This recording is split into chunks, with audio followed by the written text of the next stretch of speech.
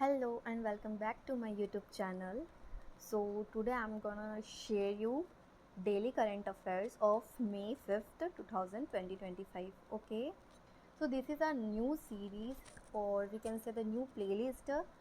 सो इस सीरीज़ में हम डेली के करंट अफेयर जो मेन आते हैं जो गवर्नमेंट एग्ज़ाम में पूछे जा सकते हैं वो हम डिस्कस करेंगे। ठीक है, ये ज़्यादा इम्पॉर्टेंट वाले जो करंट अफेयर रहते हैं मेनली हम इसमें ज़्यादा नहीं लेकिन 8 to 10 current affairs daily discuss करेंगे। ठीक है, तो शुरू करते हैं। आप अगर मेरे चैनल पर नए हो तो प्लीज़ मेरे वीडियो को लाइक करना, शेयर करना और सब्सक्राइब करना मेरे चैनल को।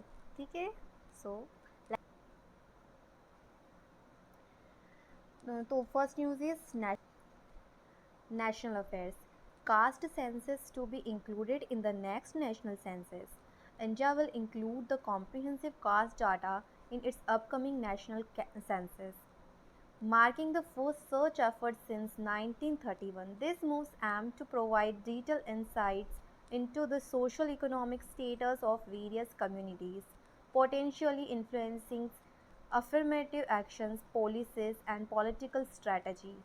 ठीक है, तो जो हमारे नेशनल न्यूज़ में हमारी जो ये है इस बार जैसे कि आप सबको पता है इस बार जो जनगणना होगी वो कास्ट के बेसिस पे होगी। ठीक है, लास्ट टाइम में जब हुई थी तो 1931 में हुई थी। ठीक है, जब कांग्रेस की जो पार्टी थी उन्होंने कराई थी। ठीक, साल 2025 में जो पॉपुलेशन जनगणना है वो कास्ट के बेसिस पे होगी। ठीक है, तो ये आपको थोड़ा ध्यान रखने वाली चीज़ है क्योंकि बहुत कह सकते हैं बहुत रेयर होती है। ठीक है, ये वाली चीज़ इसलिए डिस्कस करने की ज़्यादा ज़रूरी हो जाती है क्योंकि ये भी में पूछा जा सकता है। ठीक है, ये बहुत ट्रेंडिंग चल रहा है। ओके, सो हमारी नेक्स्ट न्यूज़ है इंटरनेशनल अफेयर्स। ओके, तो international affairs Pakistan test ballistic missiles amid tensions. ठीक है, in response to escalating tension following a deadly attack in Kashmir, Pakistan test fired the Abdali weapon system, a suffer ballistic missile with a 280 miles range. This move is seen as a military readiness and straight India-Pakistan relation. तो इसमें जैसा कि आपको पता है अभी जो 22 अप्रैल को जो पहलगाम अटैक हुआ था ये उससे रिलेटेड न्यूज़ है। ठीक है, तो ये अभी बहुत ट्रेंडिंग चल रहा है क्योंकि अब इंडिया पाकिस्तान आपको पता है इसकी हिस्ट्री क्या रह चुकी है, तो ये आपके एग्ज़ाम में आने जैसा क्वेश्चन बन सकता है। Okay, so our next news is government in law to press freedom concern in India. Reports indicate increasing threats and the censorship faced by the journalists in India, with the legal action and the intimidation tactics being employed. The situation has raised concern about the state of press freedom and the role of media in a democratic society. Okay, सो ये आपको एक ऐसी news बन सकती है जिसको आपको याद ही करना पड़ेगा। ओके, एग्ज़ाम में आने जैसी न्यूज़ है, आप इसको याद कर लेना, मतलब रट्टा मार लेना। ठीक है, हमारी नेक्स्ट न्यूज़ है banking and monetary policy.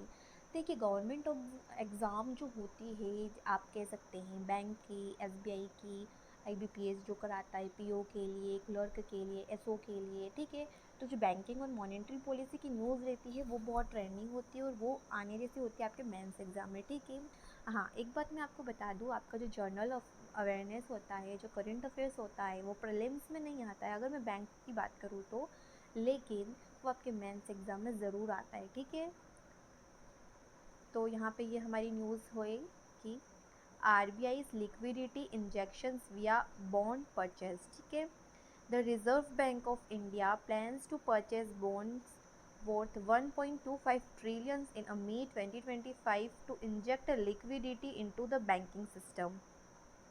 Analysts suggest this move will effectively function as a rate cut by reducing the overnight interbank lending rate and enhancing the transmissions of a two rate.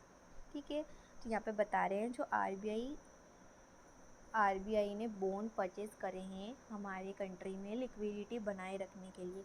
चलो आप मुझे बताओ कि RBI है वो क्या regulate करता है, ठीक है।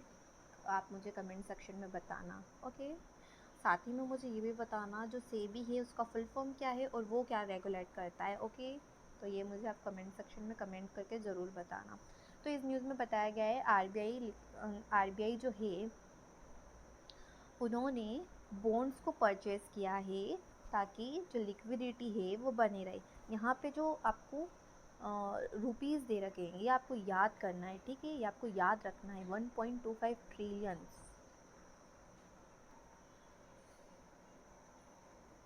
Economic and financial development, India's poverty reduction progress. According to the World Bank report, India has made a significant progress in reducing poverty over the past decade.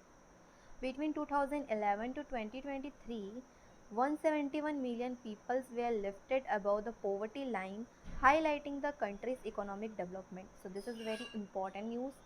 इसमें आपको बताया गया है जो इकोनॉमिक एंड फाइनेंशियल डेवलपमेंट ये वाली news भी बहुत पूछी जाती है अगर एसएससी और बैंक की बात करें तो इंडिया की जो पॉवर्टी है वो बहुत कम हुई है, ठीक है। जो लोग पॉवर्टी लाइन के नीचे थे वो लोग ऊपर आए हैं, ठीक है। तो ये हमारे लिए बहुत पॉजिटिव न्यूज़ हो सकती है इंडिया को लेके। इसमें बताया गया जो और ये जो रिपोर्ट है ये किसने दी है, वर्ल्ड बैंक ने दी है, ठीक है।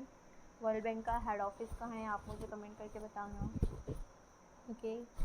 तो वर्ल्ड बैंक का हेड ऑफिस आ जाता है हमारा कहाँ पे, वाशिंगटन में, ओके, याद रखना। हमारी जो लास्ट न्यूज़ है वो होती है बैंकिंग से।